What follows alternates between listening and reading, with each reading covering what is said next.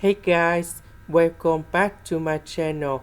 So today I want to talk about limit.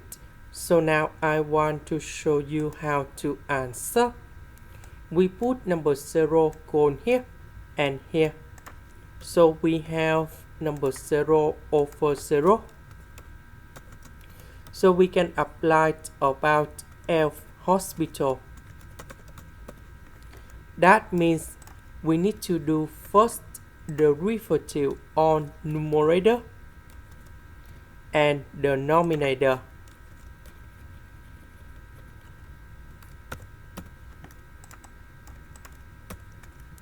So this one that is about cosine x. This one that is about number 3 secant of 3x squared. So we put number 0 colon here and here.